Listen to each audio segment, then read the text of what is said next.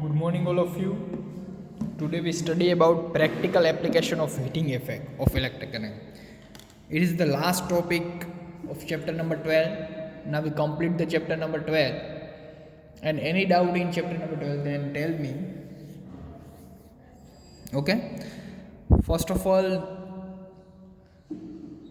we read all the topic of chapter number 12, collect the reduced syllabus, and topic wise read all the methods, all the videos, arrange all videos in part wise, another या topic wise आप arrange वगैरह करो. Okay, तो ये last video है हमारा कि reality में हम हीटिंग इफेक्ट का यूज़ करते हैं तो कहाँ पे करते हैं. It is about the practical application of heating effect. कहाँ पे practical application of heating effect electric current usable है उसके बारे में हम पढ़ेंगे आज.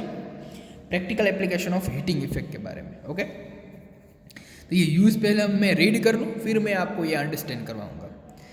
The generation of heat in a conductor is an inevitable consequence of electric current. In many cases, it is undesirable as it converts useful electrical energy into heat. In electrical circuit, the unavoidable heating can increase the temperature of the components and alter their properties.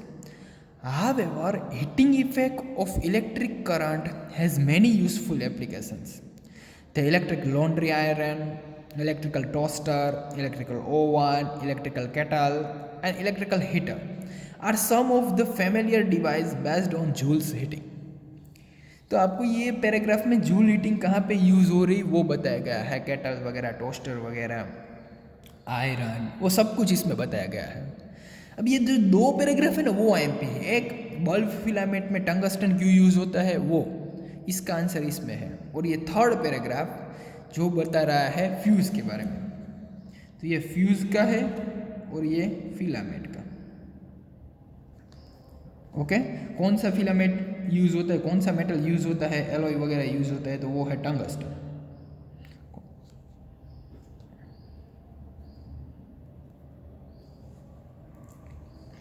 Okay, तो उसके बारे में अब बात करेंगे.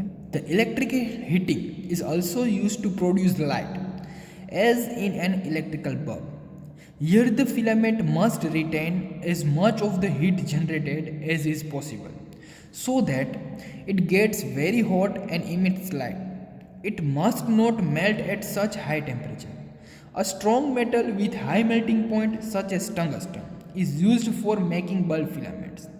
The filament used be thermally isolated as much as possible using insulating support etc. The bulbs are usually filled with chemical inactive nitrogen and argon gases to produce the life of filament. Most of the power consumed by the filament appear as heat, but a small part of it is in the form of light. क्या बताया गया है, filament किस metal का बना होता है, तो टंगस्टन. उसका हाई मेल्टिंग पॉइंट होता है, वो आपको याद रखना है. फिर इसके अंदर उसकी लाइफ इंक्रीज करने के लिए फिर टंगस्टन क्यों यूज़ होता है, तो हाई मेल्टिंग पॉइंट है इसलिए. फिलामेंट कौन सा, तो टंगस्टन. क्यों यूज़ हो रहा है, हाई मेल्टिंग पॉइंट है इसलिए. फिर इसके अंदर बल्ब के अंदर इनऑर्गेनिक गैसियस वगैरह ऐड होते हैं. ओके, कौन से, तो यहाँ पे अंडरलाइन करनी है, inactive nitrogen and argon gaseous, जो लाइफ फिलामेंट की लाइफ को इंक्रीज करते हैं. तो ये अंडरलाइन एमसीक्यू में पूछा जा सकता है completely. Okay, tungsten high melting. अब ये बल्ब का जो फिलामेंट होता है वो कुछ इस टाइप का होता है. आपको देखा होगा वैसा कुछ एक लाइन जाता है, डॉटेड लाइन वगैरह, वैसा एक फिलामेंट. अब येलो कलर का वो जो बल्ब होता है उसमें आपको दिखाई देगा.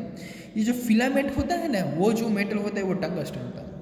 अब उसकी जगह एल्यूमिनियम क्यों यूज़ नहीं किया, क्योंकि एल्यूमिनियम का मेल्टिंग पॉइंट लो है. यानी कि अगर मुझे लाइट एनर्जी चाहिए तो सबसे ज़्यादा मुझे हीटिंग एनर्जी चाहिए. तो अगर मैं सबसे ज़्यादा हीटिंग एनर्जी एब्जॉर्ब करूँगा तो जिसका मेल्टिंग पॉइंट हाई होगा वो बर्न नहीं होगा. यानी कि वो फिलामेंट बर्न नहीं होगा यानी कि वो स्टेडी रहेगा, वो अपनी सर्किट कंप्लीट कर रखेगा। अगर एल्यूमिनियम होगा तो वो पिघल जाएगा, मेल्टिंग हो जाएगा ज़्यादा एनर्जी से, ज़्यादा हीटिंग एनर्जी से, तो वो फिलामेंट में हमें नहीं मिल सकता। इसलिए ज़्यादा देर तक लॉन्ग टाइम पर एक फिलामेंट चले, इसलिए हम टंगस्टन यूज़ करते हैं कम्प्लीटली, ओके। और इसके अंदर इसकी लाइफ इंक्रीज हो इस फिलामेंट की, इसलिए हम इनऑर्गेनिक गैस यानी कि inactive nitrogen and argon type के गैस फिलअप करते हैं। तो वो भी आपको अंडरस्टैंड हो रहा है कम्प्लीटली। मेल्टिंग पॉइंट टंगस्टन का कितना है, तो 3380 डिग्री सेल्सियस इतना है, तो ये भी आपको दिखाई दे रहा है कम्प्लीटली, ओके। तो ये था लैम्प के बारे में। अब होगा फ्यूज़ के बारे में। Another common application of Joule's heating is the fuse used in electric circuit. It protects circuits and appliances by stopping the flow of any suddenly high electric current. The fuse is placed in series with the device. It consists of piece of wire made of metal or an alloy of appropriate melting point. For example, aluminum, copper, iron, lead, etc. If a current larger than the specified value flow through the circuit, the temperature of the fuse wire increases. This melts the fuse wire and breaks the circuit. The fuse wire is usually encased in the cartridge of porcelain or similar material with metal ends. The fuse used for domestic purpose are rated as 1 ampere, 2 ampere, 3 ampere, 5 ampere and 10 ampere etc. For an electrical iron which consumes 1 kilowatt electric power when operated at 220 volt, a current of वो सब current rating वगैरह कुछ बनाए जो आपके syllabus में से reduce हो गए। तो ये फ्यूज़ के बारे में बताया, वो मैं आपको अंडरस्टैंड करूँ। तो ये बल्ब का आपको अंडरस्टैंड हो गया होगा, ये तो कुछ समझने की बात ही नहीं है। एक बल्ब कौन सा हाई मेल्टिंग पॉइंट है, टंगस्टन यूज़ हो रहा है, इनऑर्गेनिक गैसेस है, इतना आपको मालूम होना चाहिए। अब ये फ्यूज़ के बारे में मैं आपको बताऊँगा, ओके कंप्लीटली।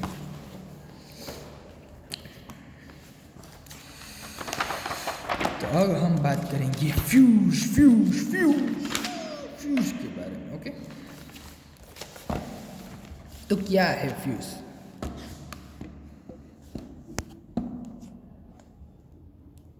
सॉरी डिस्टर्ब हो गया completely, okay.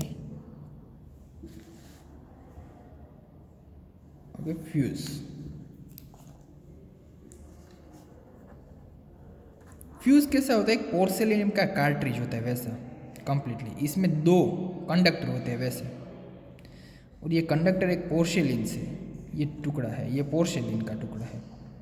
Is one type of glass, ये हैंडल है, वैसे फ्यूज अंदर जाता है। ये दोनों कंडक्टर अब ओपन है, इसको सर्किट पूरी करने के लिए एक वायर यूज़ करना पड़ेगा। अब ये वायर यूज़ किया तो ये दोनों कनेक्ट हो गए। अब ये जो वायर है वो कोई मेटल और एलॉय का बना हुआ होता है, ओके। ये कोई मेटल और एलॉय का बना हुआ होता है, ओके।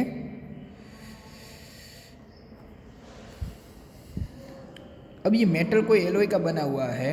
अब फ्यूज़ किसके लिए यूज़ होता है? हमारे होम अप्लायंसेज, अगर कोई पोल से जो करंट आ रहा है वो सबसे पहले कहाँ जाएगा? फ्यूज़ पे। फ्यूज़ में से हमारे होम में जाएगा सब करंट। अगर मैं बोलूँ कि होम को रिक्वायरमेंट है सिर्फ 5 एम्पियर करंट की रिक्वायरमेंट है, अगर होम को सिर्फ 5 एम्पियर करंट की रिक्वायरमेंट है, तो ये फ्यूज़ का रेटिंग मैं लिख रहा हूँ कि 6 एम्पियर तक मैंने यूज़ किया कि ये 5 एम्पियर तक ही होम को रिक्वायरमेंट, 6 एम्पियर तक हमारे होम के अप्लायंसेस को कुछ होगा नहीं, ओके। तो इतना अगर मैंने बोल दिया कंप्लीटली, ओके। तो अब अगर मैं बोलूँ कि यहाँ के शॉर्ट सर्किट की वजह से ज़्यादा करंट, हमारे पोल में से ज़्यादा करंट आएगा, तो ये फ्यूज़ जो बना हुआ है मेटल वाला, ये जो हमारा वायर है उसकी कैपेसिटी कितनी होगी? 6 एम्पियर थी। अब मानो कि 10 एम्पियर करंट आ गया, 10 एम्पियर करंट आएगा तो ये फ्यूज़ का जो वायर है उसका मेल्टिंग पॉइंट कितना है? 6 एम्पियर तक ही ये कैपेसिटी है। अब इससे ज़्यादा हो गए तो ये वायर हीटिंग इफेक्ट इसमें जनरेट हो गई और ये बर्न हो जाएगा। बर्न हो जाएगा यानी क्या होगा? ये फ्यूज़ पहले था वैसा, उसके दोनों मुख थे वो ओपन हो जाएगा, ये ओपन सर्किट हो गया था। फ्यूज़ हमारा क्या हो गया? ओपन हो गया, क्योंकि वायर बर्न हो गया तो ये कनेक्टेड थे, वो लिंक टूट गई। समझ में आ गया? अब फ्यूज़ कैसा कनेक्शन में होता है? सीरीज़ में। तो सीरीज़ है तो यानी कि आगे से करंट फ्लो होना हो, क्या हो जाएगा? स्टॉप।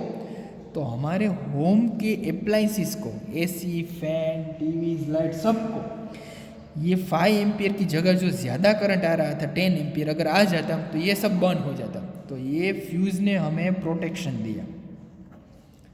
तो इस वजह से पूरे का पूरा फ्यूज़ यूज होता है वैसे। तो ये समझ में आ गया आपको कैसे फ्यूज़ वगैरह यूज़ होता है, येस और नो। तो ये मैंने आपको पहले भी अंडरस्टैंड करवाया था, आज भी अंडरस्टैंड करवाया कंप्लीटली। तो ये चैप्टर यहाँ पे ख़त्म हो रहा है। ओके, अगर कुछ समझ में नहीं आ रहा हो तो आप कहीं भी मुझे अंडरस्टैंड करवा पा रहे हो।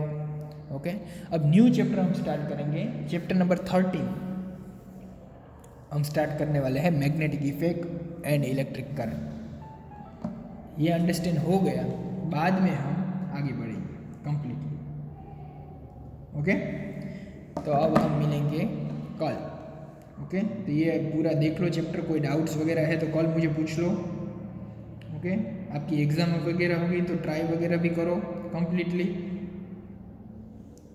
ओके, चलो मिलते हैं कल, बाय।